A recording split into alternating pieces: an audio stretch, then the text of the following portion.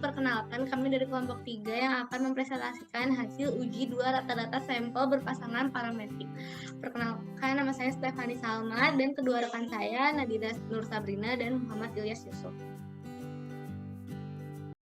Skripsi yang disusun oleh Ratvidian Aditya Nugraha untuk memperoleh gelar sarjana psikologi program pendidikan strata 1 psikologi, berjudulnya Pengaruh Pelatihan Kecerdasan Adversitas Terhadap Motivasi Berprestasi pada Siswa Kelas 10 di SMA Negeri 8 Surakarta. Masalah yang dihadapinya ingin mengetahui motivasi berprestasi pada siswa yang tidak mendapatkan perlakuan berupa pelatihan kecerdasan adversitas, dan variabel penelitiannya di sini ada 2, independen dan dependen. Untuk independen ada pelatihan kecerdasan adversitas dan dependen ada motivasi berprestasi. Untuk metode yang digunakannya ada uji 2 sampel rata-rata saling berpasangan parametrik.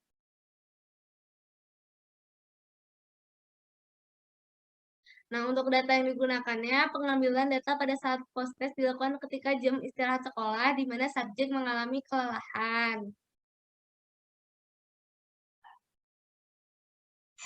Dan untuk tahapan menggunakan JASP-nya akan dijelaskan. Nah, ini untuk data awal dari subjek hasil penelitian, dari sini dipindahkan ke bentuk Excel sebelum nantinya dimasukkan ke software JASP. Nah, saat dimasukkan ke bentuk Excel, pilih klik Save As.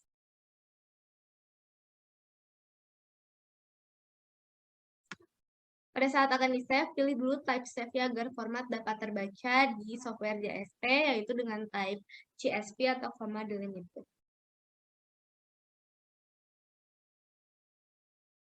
Nah, saat udah diubah menjadi CSV, baru di-save. Lalu buka software JSP dan pilih Open File. Setelah itu pilihlah file yang tadi sudah di-save dalam bentuk Excel dengan type yang sudah diubah ke CSV, maka file akan terbuka seperti ini. Setelah itu, karena kita akan menggunakan uji 2 rata-rata sampel berpasangan parametrik, maka klik t-test lalu pilih yang paired sample t-test.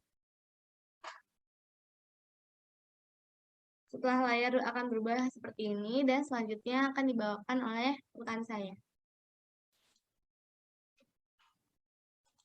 Baik, selanjutnya, setelah itu karena kita akan membandingkan rata-rata dari 2 sampel dan berasal dari satu kelompok sampel, maka kita menggunakan data skala skor, pretest, dan posttestnya saja yang dipindahkan ke variabel pairs. Kemudian selanjutnya, setelah tampilan di sebelah kanan akan muncul hasilnya, maka untuk mengetahui uji normalitas, kita klik assumption checks dan akan muncul hasilnya seperti ini.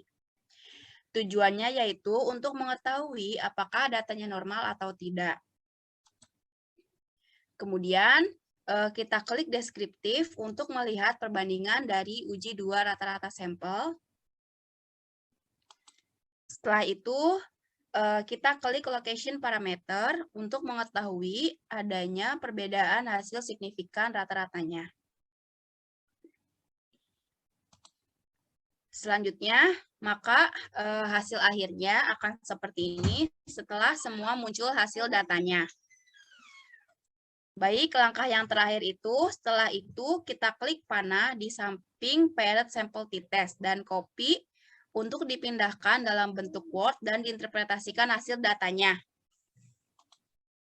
Kemudian akan dilanjutkan oleh teman saya, Ilyas. Ya, selanjutnya ada hasil analisis dan interpretasi. Di sini ada paired sample t-test, di mana berdasarkan data di atas, dengan menggunakan uji paired sample t-test di atas diperoleh nilai tes sama dengan 2,271 dengan p-value 0,037. Dengan taraf signifikasi alpha sama dengan 0,05, maka dapat disimpulkan bahwa pengujian signifikan. Artinya, skor motivasi berprestasi pretest lebih besar dibandingkan dengan skor motivasi post-test, sehingga terdapat perbedaan yang signifikan dari kedua skor tersebut. Selanjutnya ada asumsi checks, di mana sini kita akan menguji apakah data ini normal atau tidak, yaitu dengan menggunakan hipotesis tolak HO apabila p-value kurang dari alfa dan terima HO apabila p-value lebih dari alfa. Nah, berdasarkan uji Shapiro-Wilk diperoleh p-value 0,640 dengan taraf signifikasi 5%. Maka dapat disimpulkan bahwa data tersebut berdistribusi normal karena nilai p-value lebih dari 0,05.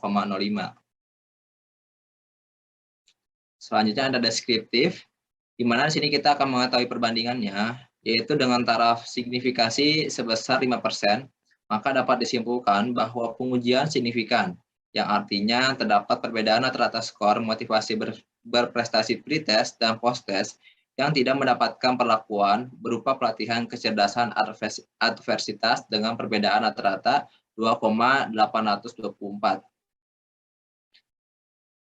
Selanjutnya akan dijelaskan oleh rekan saya. Baik, selanjutnya ada kesimpulan. Maka dari hasil data yang telah kami dapatkan melalui JASP dari uji sampel t-test, kita dapat hasilnya itu seperti tadi. Nah, kesimpulannya yaitu terdapat penurunan yang signifikan pada kelompok kontrol yang tidak dapat perlakuan berupa pelatihan kecerdasan adversitas. Hal ini dapat disebabkan oleh beberapa faktor yang mempengaruhinya. Salah satunya adalah pengambilan data pada saat post-test dilakukan ketika jam istirahat, di mana subjek mengalami kelelahan karena sebelumnya mereka sudah belajar.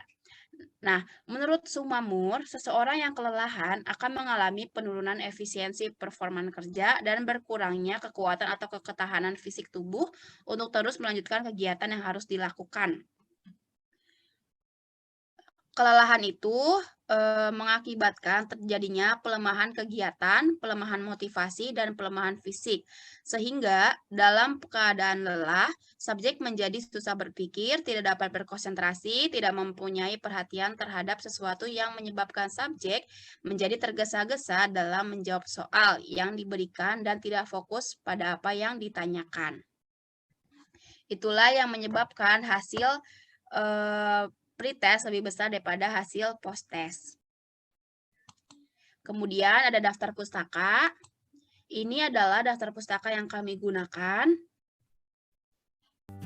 Selanjutnya, sekian analisis dari kelompok kami mengenai sampel paired t-test. Kami mohon maaf apabila ada kekurangan dalam presentasi kami.